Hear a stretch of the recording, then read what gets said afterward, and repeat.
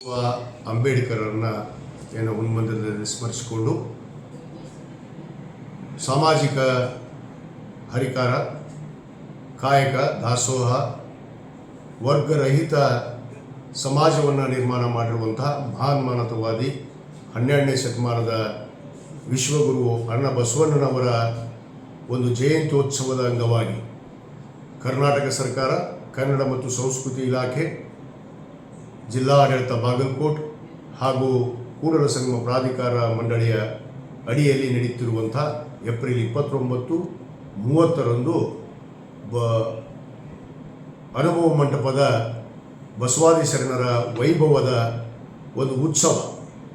ಪ್ರಥಮ ಬಾರಿಗೆ ಇವತ್ತು ಪವಿತ್ರವಾದ ಕೂಡಲ ಸಂಗಮ, ಇವತ್ತು ಅಣ್ಣ ಬಸವಣ್ಣನವರ ತಪೋಭೂಮಿ, ಐಕ್ಯ ಭೂಮಿ ಅಂತ ಹೇಳಿ ನಾವೇನು ಕರೀತೇವೆ, ಈ ಒಂದು ನಾಡಿನಲ್ಲಿ ನಮ್ಮ ಮಾನ್ಯ ಮುಖ್ಯಮಂತ್ರಿಗಳಂಥ ಸನ್ಮಾನ್ಯ ಸಿದ್ದರಾಮಯ್ಯನವರು ವಿಶೇಷವಾದ ಈ ಒಂದು ಬಸವಾದಿ ಶರಣರ ವೈಭವ ಕಾರ್ಯಕ್ರಮವನ್ನು ಇವತ್ತು ನಮಗೆಲ್ಲರಿಗೂ ನಡಿಬೇಕು ಅನ್ನುವ ಉದ್ದೇಶದಿಂದ ಈ ಕಾರ್ಯಕ್ರಮವನ್ನು ಇವತ್ತು ಹಮ್ಮಿಕೊಳ್ಳಲಾಗಿದೆ.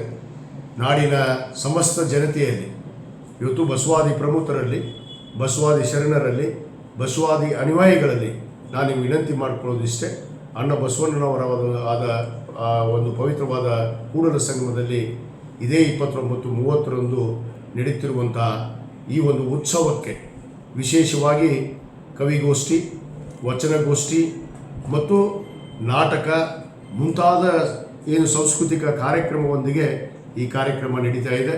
ದಿನಾಂಕ 30ರಂದು ನಮ್ಮ ನಾಡಿನ ಇವತ್ತು ಬಡವರ ಬಂಧು ಭಾಗ್ಯ ವಿಧಾತ ಆದಂಥ ನೆಚ್ಚಿನ ಮುಖ್ಯಮಂತ್ರಿಗಳಂಥ ಸನ್ಮಾನ್ಯ ಸಿದ್ದರಾಮಯ್ಯನವರು ಈ ಕಾರ್ಯಕ್ರಮವನ್ನು ಉದ್ಘಾಟಿಸಲಿದ್ದಾರೆ.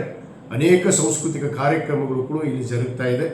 ಅದಕ್ಕೆ ಇವತ್ತು ತಾವೆಲ್ಲರೂ ಆ ಬಸವಾದಿ ಶರಣರ ವೈಭವದಲ್ಲಿ ತಾವೆಲ್ಲರೂ ಭಾಗವಹಿಸಿ ಈ ಕಾರ್ಯಕ್ರಮಕ್ಕೆ ತಾವೆಲ್ಲರೂ ಆಗಮಿಸಿ ಯಶಸ್ವಿಗೊಳಿಸಬೇಕು ಅಂಥೇಳಿ ನಾನು ಹುಣಗುಂದ ಮತಕ್ಷೇತ್ರದ ಶಾಸಕನಾಗಿ ಕೂಡಲ ಸಂಗಮದ ಒಂದು ಏನು ಅಣ್ಣ ಬಸವಣ್ಣನವರ ಅನುಯಾಯಿಯಾಗಿ ತಮ್ಮಲ್ಲಿ ವಿನಂತಿ ಮಾಡ್ಕೋತೇನೆ.